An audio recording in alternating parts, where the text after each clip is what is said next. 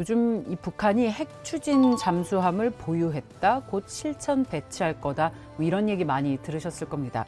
근데 여기서 한 가지 질문이 생깁니다.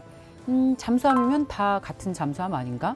왜 하필 SSBN이 위험하다는 것인지, 그리고 왜 한국은 여기에 대항할 수 있는 SSN을 가져야 하는 것인지, 이런 궁금증들이 생길 텐데요. 오늘은 이 복잡한 군사 안보 이야기를 최대한 쉽게 그리고 핵심은 정확하게 풀어보겠습니다.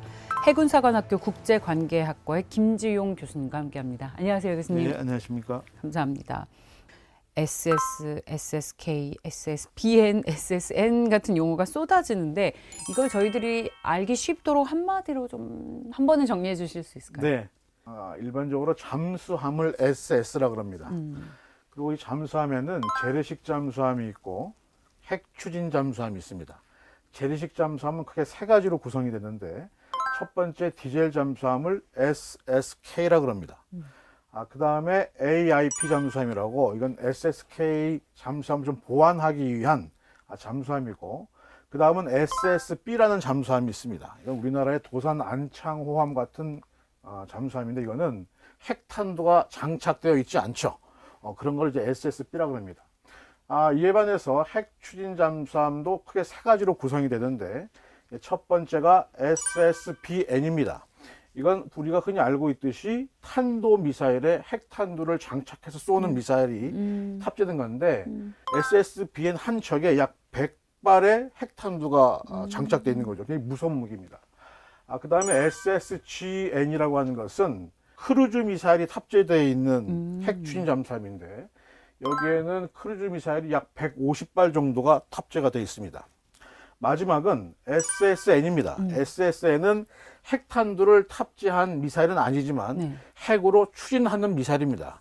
그런데 SSN은 여러 가지 변주가 가능합니다. 여기에 크루즈 미사일을 한 40발 정도 탑재가 가능하고, 그리고 탄도 미사일도 한 10발 정도가 탑재가 가능합니다. 그래서 이런 한 6가지 종류가 오늘날 전 세계에 다니고 있는 잠수함의 종류다라고 할 수 있겠습니다. 저희가 오늘 반드시 알아야 될 것은 SSBN, 그러니까 바닷속에 숨어 다니다가 핵 미사일을 쏘는 잠수함이라고 보면 될 것 같고, SSN은 공격형 잠수함, 그러니까 잠수함 잡는 잠수함. 맞습니다. 그렇게 이해하면 되겠죠. 북한이 만약에 이 핵탄두를 실은 잠수함을 실제로 운영을 하게 된다면 이게 한반도 안보 지형에 있어서 게임 체인저 수준의 위협이 될 것인가에 대한 질문인데 어떻게 보세요? 네, 일반적으로 북한의 핵무력은 엄청나게 고도화가 많이 되어 왔죠. 지금은 투발 수단이 너무나 다양합니다. 근데 이제 지상에 기반을 둔 탄도미사일이나 여러 미사일들은 한미연합자산의 감시정찰 자산이라든지, 또는 우리가 삼축 체계를 통해 가지고 이상 징후를 먼저 발견하고 선제적 조치가 가능하다라고 하는 희망적 사고를 할 수가 있죠. 자, 그런데 이러한 핵무기를 바다에 숨기게 되면 그건 인공위성으로 보이지도 않고 무방비로 당하게 되는 겁니다. 이게 굉장히 위력적인 이유를 제가 영국의 예를 들어서 설명을 한번 들어볼게요. 2022년 5월 달이니까 러우 전쟁이 시작되고 3개월 뒤입니다. 그때 러시아 국영 TV가 경고를 했습니다. 영국, 너네가 만약에 우크라이나에 대한 군사적 지원을 감행한다면 우리 포세이돈 핵미사일 한 발이면 영국은 지도에서 사라집니다라는 어마어마한 핵 위협을 했어요. 근데 영국은 그거에 대해서 눈 하나 깜빡하지 않고 그 당해년도에 가장 많은 군사적 지원을 우크라이나에 했거든요. 그럼 그러한 용기가 도대체 어디서 나온 것이냐? 핵무기는 러시아가 영국보다 30배 이상 많습니다. 그리고 탄도미사일도 9배 이상 많습니다. 근데 영국은 모든 핵무기를 SSBN에 다 숨겼어요.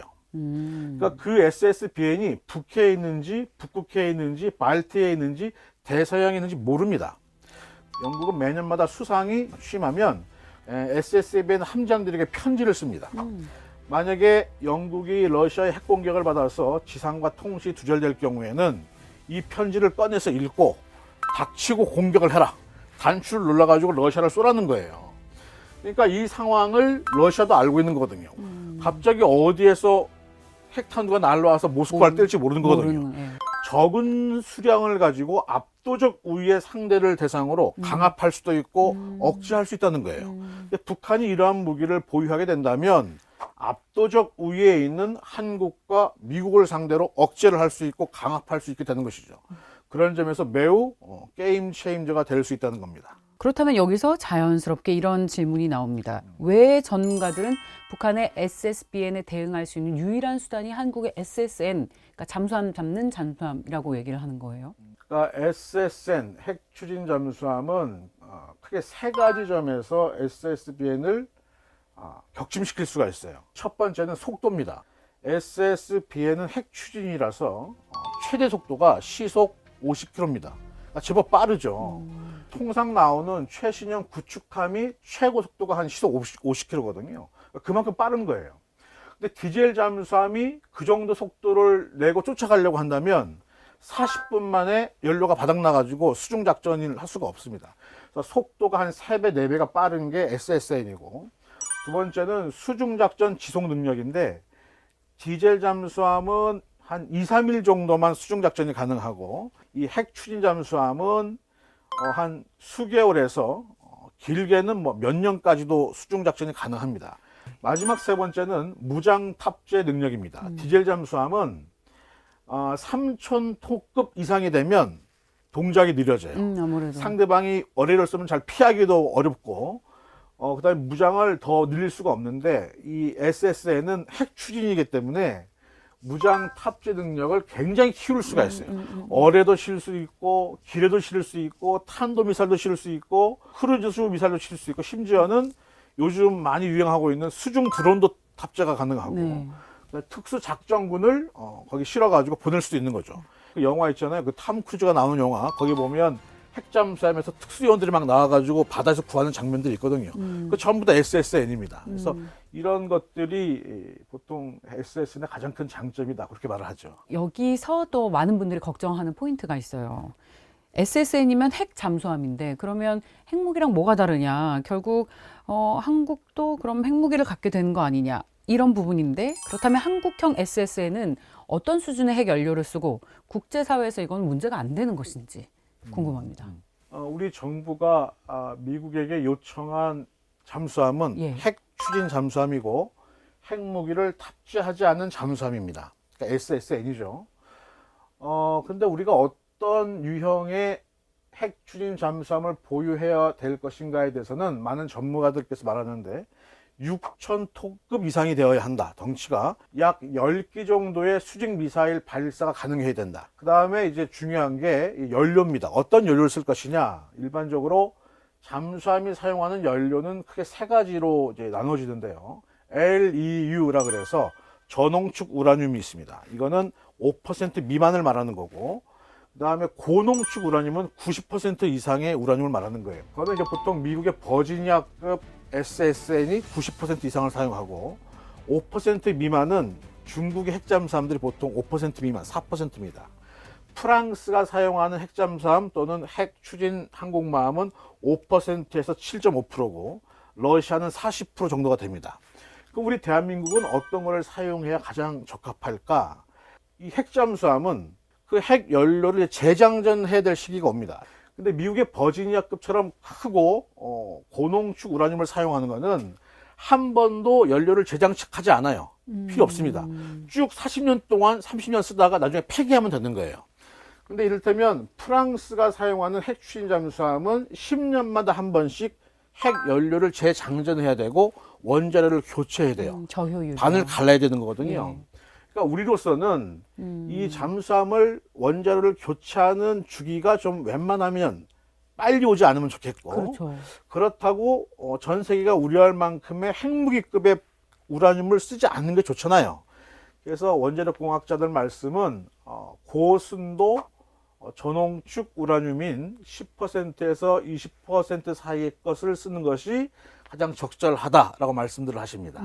SSN은 핵폭탄이 아니라 이렇게 설명하면 될까요? 자동차의 엔진이 가솔린이냐 전기냐의 차이에 가깝다. 네네네, 그런 이야기입니다. 무기로 쓰는 핵이 아니라 무기가 아니라 추진용 핵이다. 네네네. SSN을 얘기하면 늘 북한 대응용이다라는 얘기가 제일 많잖아요. 실제로는 그 이상이라는 평가도 많은데 북한의 SSBN 대응 이외에 SSN이 한국 안보에서 수행할 수 있는 역할은 뭐가 있을까요? 이번 에이펙 정상회담 이전에 한미 정상회담에서 우리 이재명 대통령께서 중국을 추적하는 데도 쓰일 수 있다고 말씀하셨잖아요. 그러니까 이제 우리가 이제 중국과의 관계가 있으니까 여러 가지를 좀 고려를 해야 되는데 미국이 우리 대한민국에 제공하는 확장 억제를 위해서도 SSN은 매우 필요하다라는 게 제 입장입니다. 그러니까 미국의 국제전략문제연구소 CSIS에서 미중 전쟁이 발발했을 경우에 미국의 함정의 손실은 얼마나 될까 이걸 분석한 게 있습니다. 근데 미국의 SSN이 15척이 침몰한다고 분석을 했어요.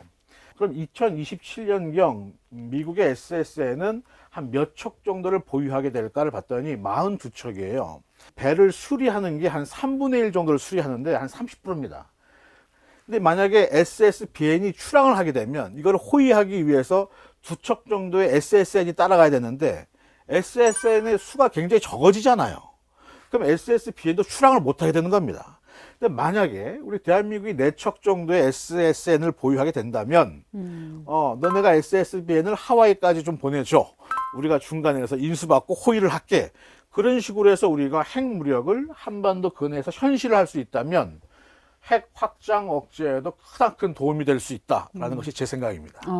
북한만 보는 무기는 아니다. 네, 그렇죠. 네, 미국의 전략자산 공백을 메우는 역할까지도 할 수 있다. 네, 그렇죠. 이렇게 정리할 수 있을 네. 것 같습니다. 그 정부와 전문가들은 한국의 SSN을 얘기할 때 늘 말씀하신 것처럼 4척 그리고 최소한의 안전장치라고 말을 합니다.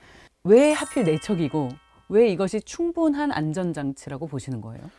이 잠수함이나 수상함이나 뭐 항공모함 이런 게 있으면 3분의 1은 작전을 하고 3분의 1은 훈련을 하고 나머지 3분의 1은 정비를 받습니다.